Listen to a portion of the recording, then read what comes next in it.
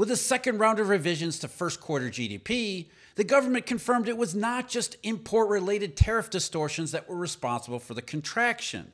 Instead, consumer spending did take a big hit, especially discretionary spending on services. And then today, RV maker Winnebago said it wasn't just way back in the first quarter, that in fact the weakness in consumer spending continued into the second quarter and is poised to keep on going in the third. And you may not think so, but recreational spending is a huge clue about the possible ill health of the economy. When Americans start cutting back on it, that's a big red flag. And while the first quarter of 2025 seems like it's ancient history by this point, we keep getting more evidence and data showing that it was only where this transition really started. And it's still going on. Where it comes to GDP, everyone wants to talk about imports and trade distortions, but the real story is consumers even before we get to tariffs. And even Bloomberg has had to confess there really was more substantial concerns from the first quarter than everyone had originally assumed. Writing today, quote, "The numbers indicate the economy's woes early in the year weren't entirely related to the deterioration in the trade balance related to the Trump administration's tariffs. Now that we're clearing that up, no wonder the doves are out all over the FOMC. The evidence for changing consumer behavior is coming in from all sides, from housing, airlines, concert ticket prices, and now even GDP, all before we get to Winnebago, who says the hits are keeping on coming." And let's be clear about why this is happening. The jobs market is not solid, and its prospects continue to get worse all the time, and consumers know it. This is the, quote, uncertainty that everybody keeps talking about. But like I keep saying, the economy is becoming more certain, not less. It's just that the way in which it's becoming more certain doesn't look like the way Jay Powell has been selling everybody. And like I said, you may not realize it, but recreational spending, and especially spending on recreational vehicles, is a big deal in the economy as a canary in the coal mine for discretionary spending. After Winnebago reported its quarterly earnings, the Wall Street Journal said, Winnebago Industries slashed its outlook for the year as consumer demand appeared to be pressured by economic headwinds and higher consumer borrowing costs, which don't really matter, that weighed on RV retail sales. As I keep saying with housing, it's about lack of incomes. Growing macroeconomic uncertainty led to a notable downshift in RV activity from consumers and dealers as the third quarter progressed, at least according to CEO Michael Happ, who said this in a conference call with analysts. These challenges are likely to continue. This is the point. These challenges are likely to continue through the remainder of the calendar year as anticipated by the RV industry associations. And then the statement from Winnebago itself added, although the macroeconomic backdrop presents near-term challenges, we remain confident in the resilience of our brands and the long-term potential of our end markets. Translation, it's going to suck for a while, but trust us to come out of it eventually. Back to the statement.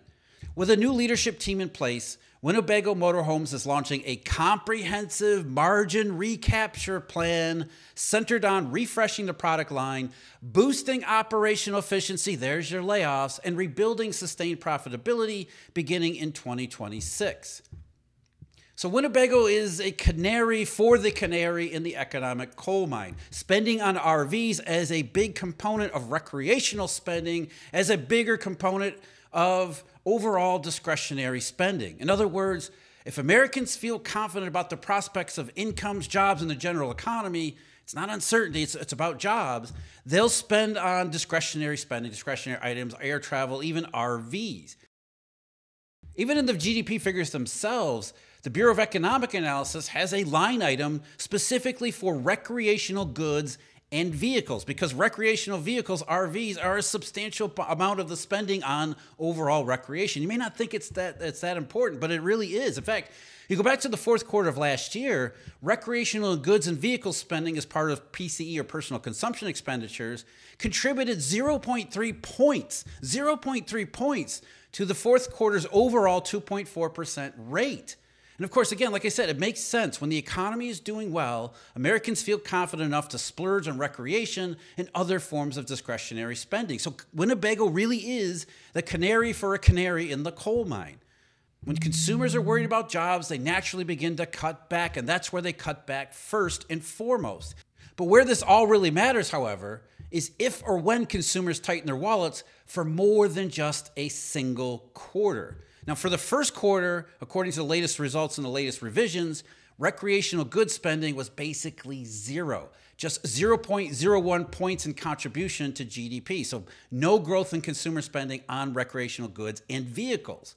But here's the thing, what Winnebago just said and what we've seen in other indications from the housing market and a bunch of others, it's not just the first quarter, however. It's not simply a one-off.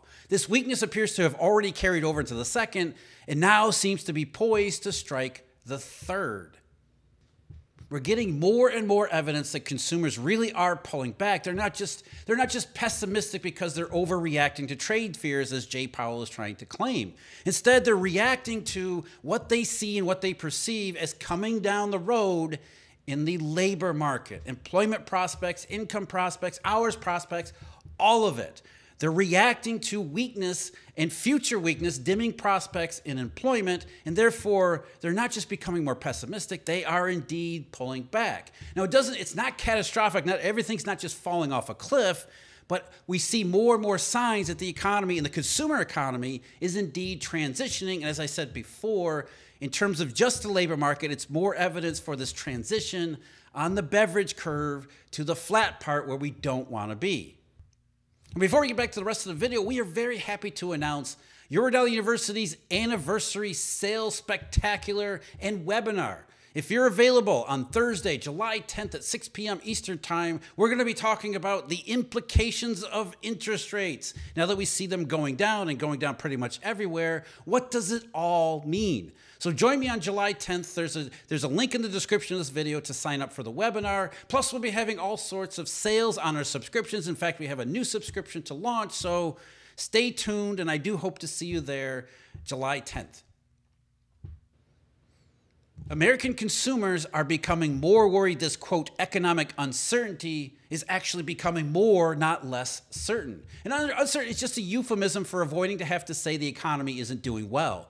Jay Powell can say the economy is solid, but is dealing with a lot of uncertainty, rather than having to admit the economy is actually dealing with a lot of concerning developments and displaying more and more alarming tendencies. And consumers keep saying their top concern is jobs, which Jay Powell keeps saying the jobs market is solid. So we get more and more evidence that consumers are indeed correct. They're responding to dimming prospects and a less than solid and less than stellar employment condition. Even today, while the Department of Labor showed initial jobless claims continue to be relatively tame, only very slightly elevated, there was another jump in continued claims. And the latter indicates that another shutdown in hiring, possibly bringing the economy closer to the flat part of the Beveridge curve. That's where it all adds up. Consumers' responses, all this economic data, the housing market, all of it, changing behavior among consumers that gets us closer and closer to that flat part if we aren't already there. As far as GDP goes, the headline was revised down to minus 0.5%. Initially, it had been estimated at minus 0.3%. Then it was revised slightly higher to minus 0.2%. And now we're back down to minus 0.5%, which there's not really any meaningful difference between any of the three estimates. What is meaningful is how much consumer spending growth has been revised down during this 2-month process. Again, everybody wanted to talk about imports and trade distortions as being responsible for the negative GDP, and that's true, but the real story here is consumers even before getting to tariffs. Now, according to the initial estimates way back a couple months ago at the end of April, the BEA said personal consumption expenditures increased by 1.8% quarter over quarter at an annual rate. Then last month, they revised that down substantially from 1.8% to 1.18%, which was the weakest since the bank crisis quarter in 2023. But as of the latest revisions that were just released today, now they're saying total personal consumption expenditures only increased by 0.46%, which is the worst quarter for consumer spending since the second quarter of 2020. So from 1.8% down to 1.18%, down to 0.46%, and among the worst that we've seen in this entire cycle. So while you hope that's a one-off, again, that's where Winnebago comes in. And all the other estimates and, like the housing market and everything else we have along with it, it's not just a one-off in the first quarter, it's carrying over. And if the first quarter is this week, which is a lot weaker than everybody was anticipating, this really is the full story from GDP. There were only small revisions to inventory. In fact, it wasn't even meaningful. Most of the downgrade in the economy was to spending on services. Again, discretionary spending, along with recreational spending. Originally, in the first estimates for first quarter GDP, the BEA said that services spending added 0.79 points to the headline rate. That's since been revised to just 0.3 points in contribution to GDP, which is the smallest for services, important services, since the second quarter of 2020. And typically, services add around 1.2 to 1.5 points to the headline GDP rate. So to be down at 0.3 points is a huge reduction, a big time slowdown. And again, it makes sense. Canary for the canary. If Americans are cutting back on Winnebagos and overall recreation and goods, they're also going to be pulling back from discretionary services. That aligns with the survey data that we've been getting, which showed that services are feeling the heat of quote-unquote uncertainty even more than the goods economy, because of course they are. When the going gets tough, Americans get out of services spending and overall discretionary spending, because what else are they going to do? So the fact that they're doing it is confirmation that there is changing behavior going on back in the first quarter that is more than just negative sentiment. And in the other parts of GDP, getting past all of those distortions from imports and inventories, we're talking about final sales or real final sales. In this case, real final sales to domestic purchasers. These are purchases made by American consumers and businesses, regardless of where anything was produced. So it doesn't include imports and inventories, only what was actually bought. And in the initial estimates that came out back in April for the first quarter, real final sales to domestic purchasers rose at a 2.5% quarter-over-quarter annual rate, which was already down from before, but that appeared to be solid, and everybody said it looked solid, and really GDP was all about imports and distortions. But then last month in the first revision, real final sales to domestic purchasers was revised down to 1.97%, and now we're seeing more substantial weakness. And as of the latest revision, it's down to 1.48%, which is the slowest for this key metric since 2022 and the transition into the forgot how to grow economy. And then the other final sales, which looks at the economy going in the other direction, or kind of in the other direction, real final sales of domestic product. Now, these are sales of American goods and services regardless of where they were bought. So anything that Americans had produced or created as far as a service, doesn't matter whether it was purchased here or overseas, so it includes exports, that's real final sales of domestic product. And initially, this one was really bad. It was minus 2.5%, the worst since 2020. That was revised down to minus 2.9% and revised down yet again to minus 3.1% here in the first quarter, the latest revision, the final revisions to Q1 GDP, at least until benchmark changes come out, I believe, next month. So even when you get past the distortions on imports and inventories and all the wild swings related to tariffs, the real final sales figures show that what personal consumption expenditures show, there really was weakness in the first quarter. But again, it's not just weakness in the first quarter. That's just where everything starts. That's where it looks like the transition that we're talking about in the economy this year, that's where it really did begin. It wasn't just sentiment, and it wasn't just tariff distortions on imports. Now, the one big bright spot in first quarter GDP, that was real private non-residential fixed investment or capital expenditures by businesses.